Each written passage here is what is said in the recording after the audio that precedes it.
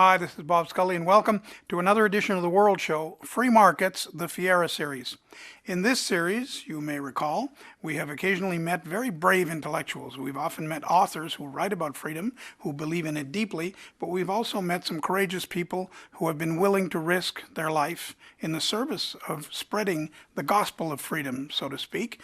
People like Tom Palmer, a previous guest, who did risk his life indeed behind the Iron Curtain in Eastern Europe and in the Middle East to spread the message of freedom. Well, you're going to meet just such a courageous defender of freedom today. His name is Luis Henrique Ball. He is Latin American, and he has two topics to comment on, Cuba and Venezuela. He's the publisher of the PanAm Post, and as you will hear, he does not mince words. Here is Luis Henrique Ball, whom I met in Manhattan.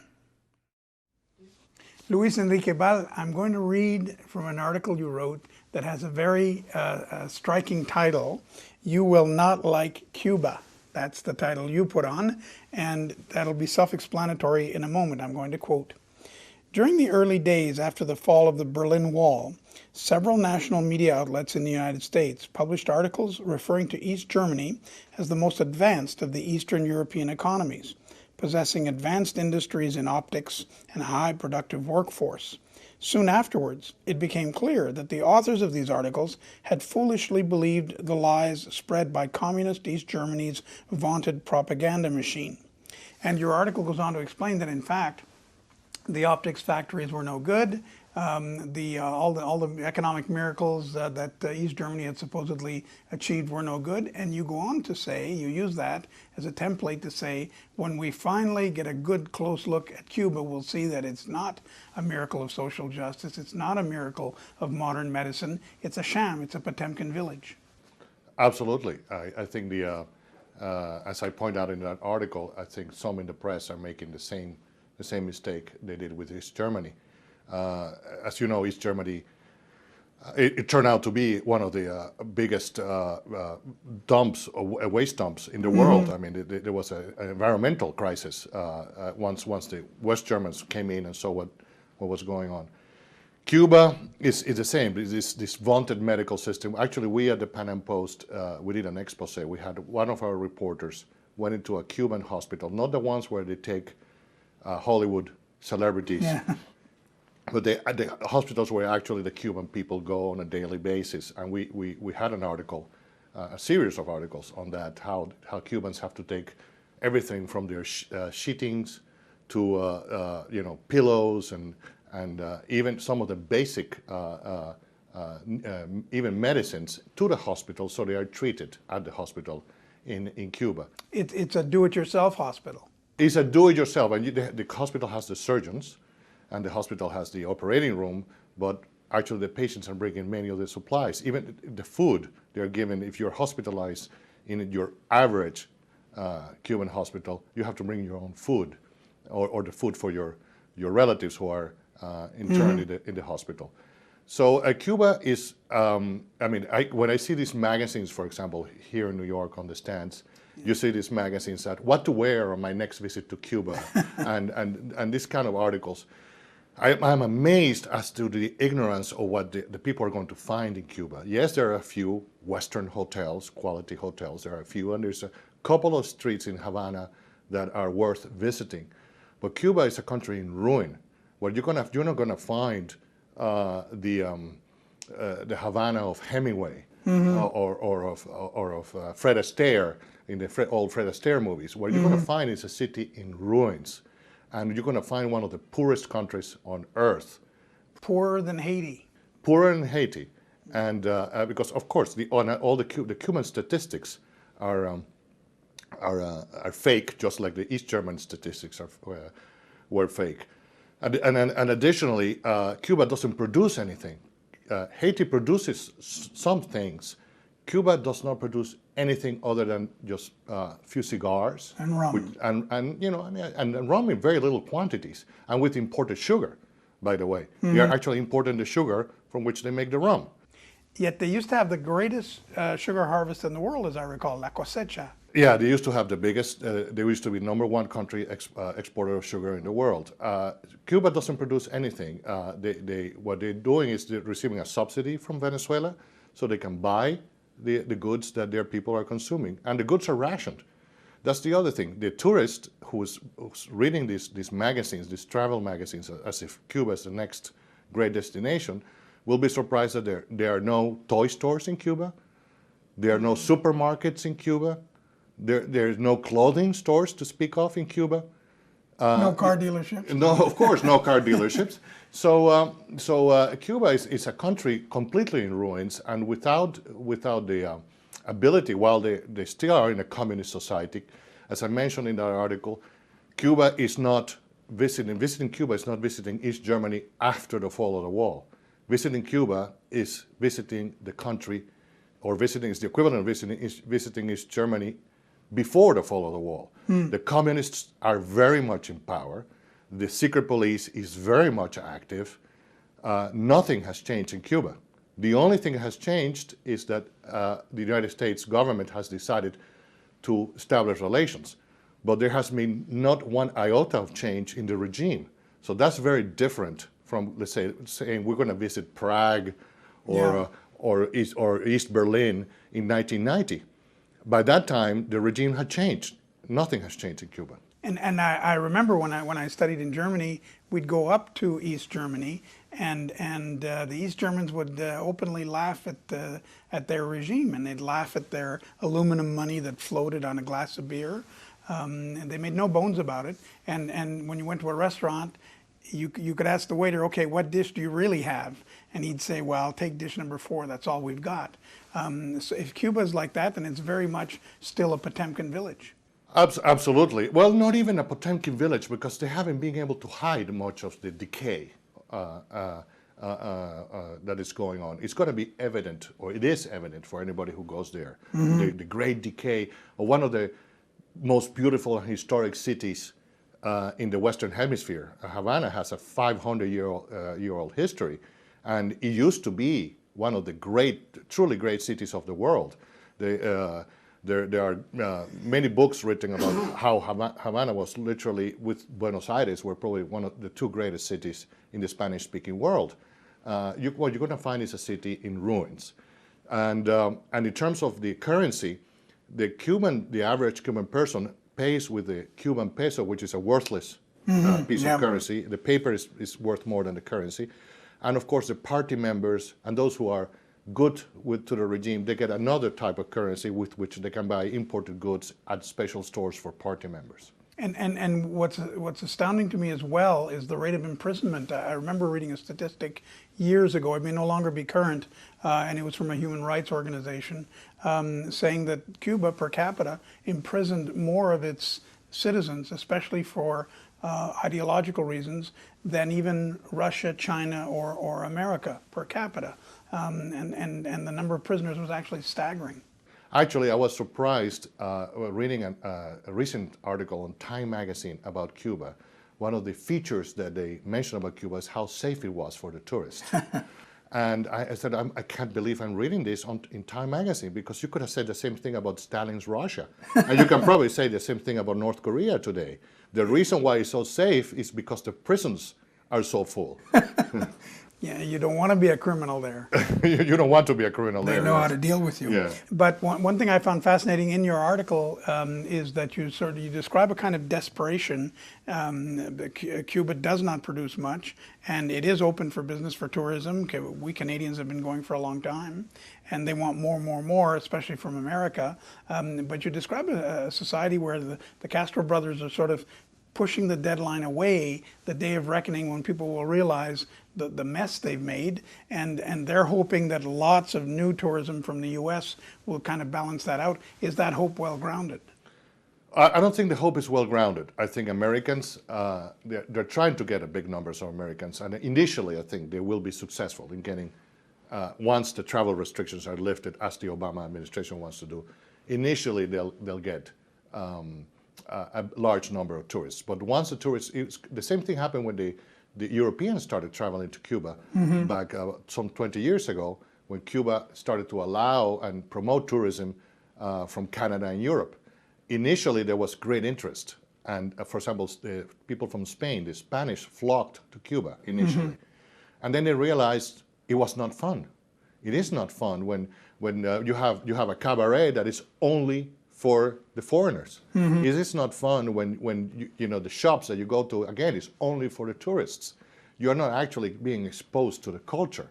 And it's not fun for you to be having fun and spending all this money and have these people, you know, everyone around you with such hardship.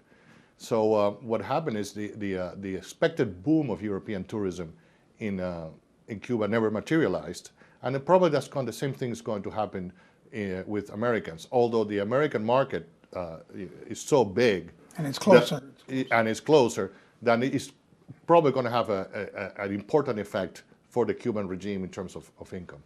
And perhaps this is something you bring up, an intriguing thing. Perhaps they're dreaming of a Vietnamese scenario. We forget about Vietnam a little bit because it's not Russia and China. It's not front and center anymore. But it's a country with a free market on the one hand, open to foreign capital, and yet very much still a communist country that oppresses its citizens well, so to speak, and so they've found some kind of balance there.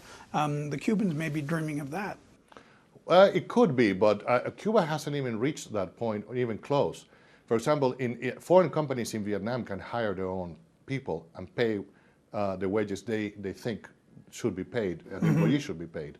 In Cuba, any foreign company that's operating in Cuba has to pay the government a set amount for the number of people that the government provides to that foreign investor.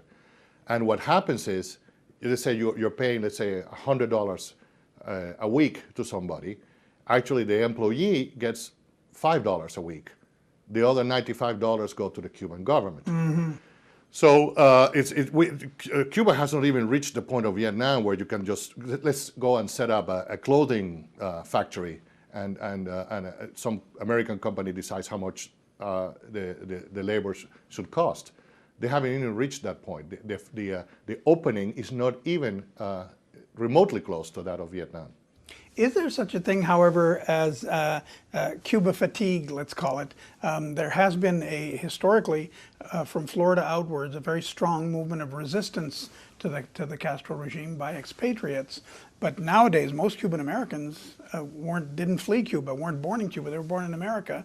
And you get the sense that over time that energy has dissipated a bit and people are tired of combating the regime and denouncing it. And Cuba fatigue has set in. Maybe the Cuban regime, to some extent, is counting on that. Yeah, part of it is that, and part of it is the fact that because you go to Cuba, it's a tropical country in the Caribbean. You know, you have the palm trees, everything is so nice. The people are naturally friendly. And so you don't see the Cuban regime as being as despotic as that of North Korea. No, obviously, yeah. And but it is at the end. You have the spies in every block of the street. You have one of the world's best secret police in place.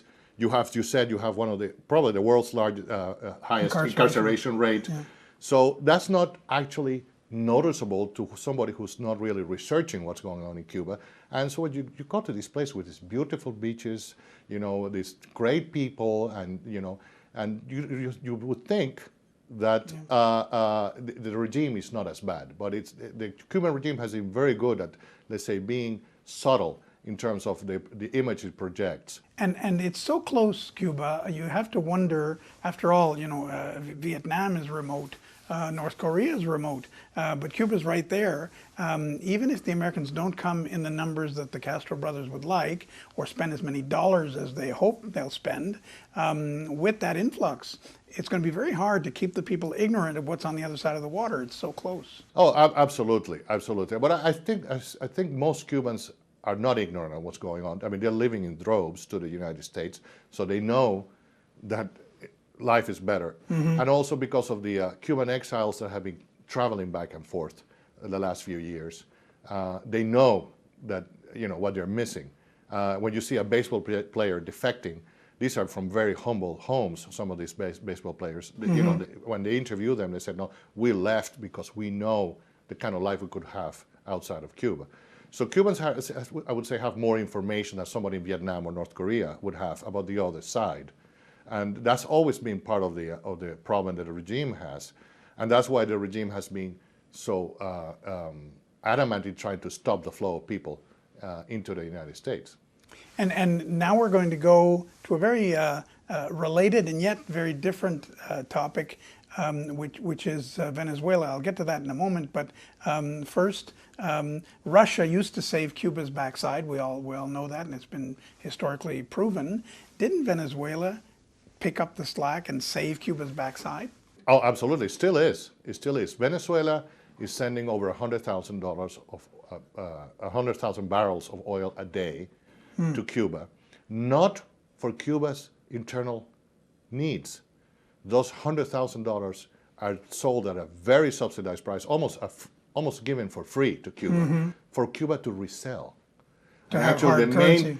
The main source of hard currency for Cuba today is the resale of Venezuelan oil. And which leads me now to this other topic, which is related and yet very different, which is Venezuela. People listening to you might think, oh, here's someone who fled Cuba, and he's part of that movement, and he's from Cuba. But actually, you're not. You're from Venezuela, and that was your school of hard knocks. You actually tussled with the regime of the late Hugo Chavez. You sat down with Chavez for dialogue, didn't work, and then you left, and now you're considered an enemy of that regime.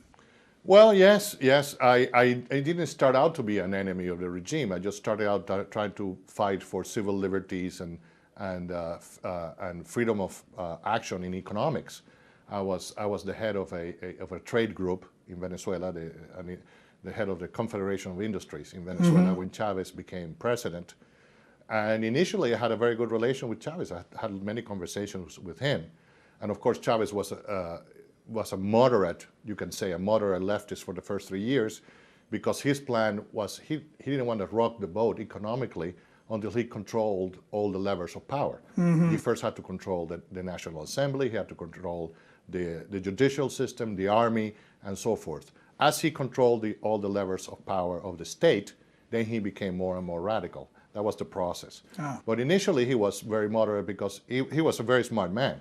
And as you said, I talked to him, and the clownish Chavez that people saw on television was a show he put on because it was popular. It made him popular. But he was actually a brilliant man. Unfortunately. Unfortunately a brilliant man. So he had his plan very well laid out from the beginning. And yet, we were talking about the Cuban disaster and sort of going over that because a lot of people have forgotten about it. But in Venezuela, the disaster is fresh in everybody's minds. Venezuela had one of the highest standards of living in the world, proven oil reserves that rivaled those of Saudi Arabia. Actually, more over Saudi Arabia. Our proven reserves are larger than Saudi Arabia's. All the more incredible. I mean, it had all those assets. It was the jewel of the South American continent, and he squandered it. Absolutely. It didn't start with Chavez. I mean, Venezuela was a case of, I would say the break point came in 1973 when, let's say, with Perez, the so-called social democrats. They veered to the left. Venezuela was the first oil shock of the 73, 74 oil shock. The government of Venezuela at that time, they were true Democrats, I have to say. These people were true Democrats, but they were very leftist and very statist in their ideas. They decided they could do away with the private sector. We have all this oil money. The price of oil quadrupled in 1973, 74. So actually Carlos Andrés Perez gave a speech saying that we don't need the private sector anymore. The state can do it all.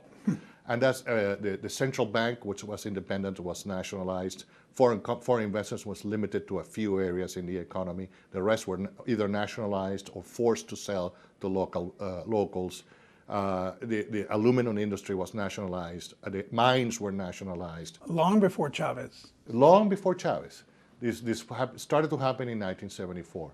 So by 1999, when Chavez is elected, you had a country that should have been very rich, and had been very rich. It had been the richest by far in Latin America, into a country in crisis. And that's why Chavez, that first election, 1999, 98, that Chavez won, it was a free election, and Chavez won it fair and square because the country had been already on the road to ruin since 1974. And at what point did you and others become exiles? At what point did you decide, well, we can only defend our ideas from North America, we have to leave?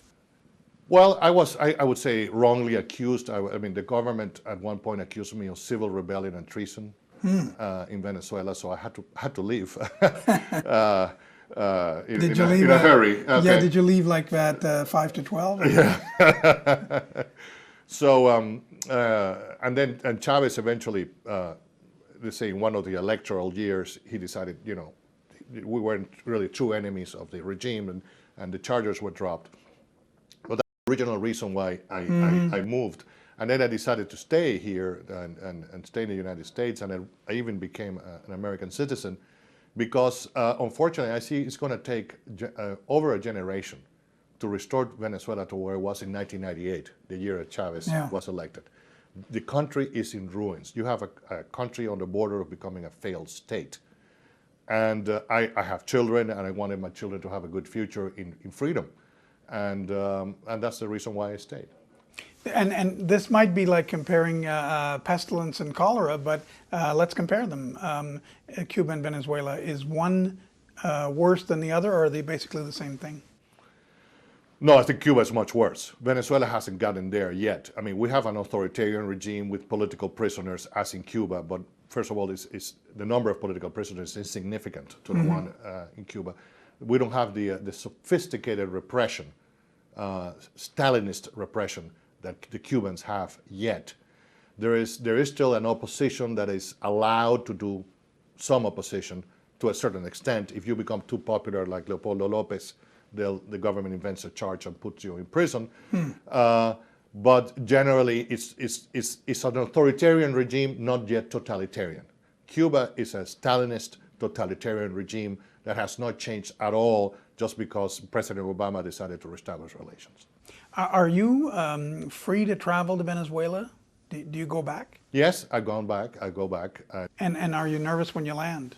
No, I used to be, not anymore. I'm not involved in politics in Venezuela. I'm a critic of the government, of course, but I've never been actually involved in politics.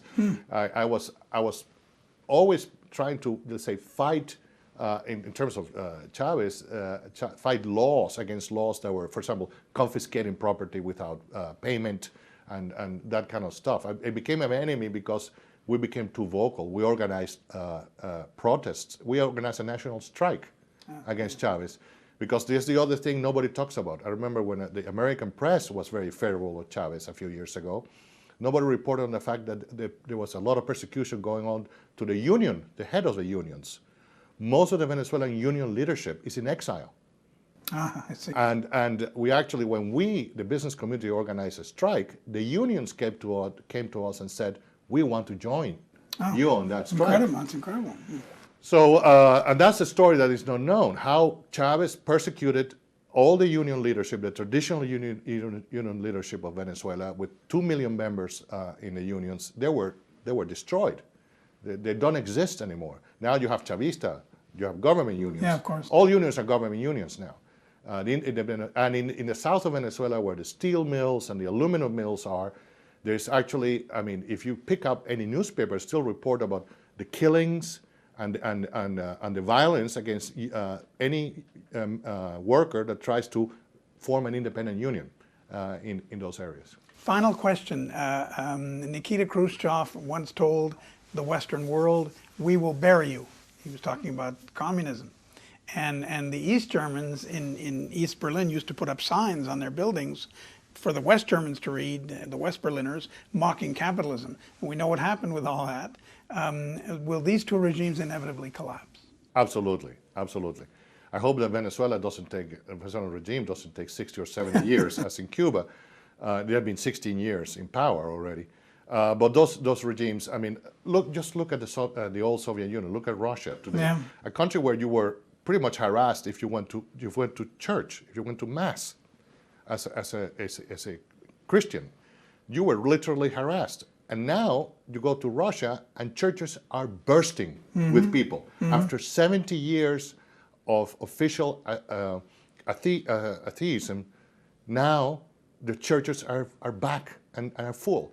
These are unnatural regimes. These are regimes that go against human nature. Yes. And they all go the way that the Soviet Union did. Well, Luis Henrique Ball, I'm convinced you and I will have a Cuba Libre together one day. And long life, good luck, and congratulations on the PanAm Post and on your principal stands. Thank you. Thank you very much. Luis Henrique Ball, publisher of the PanAm Post, was our guest this week on Free Markets, the Fiera series of the World Show. I'm Bob Scully. Have a great week. Thanks.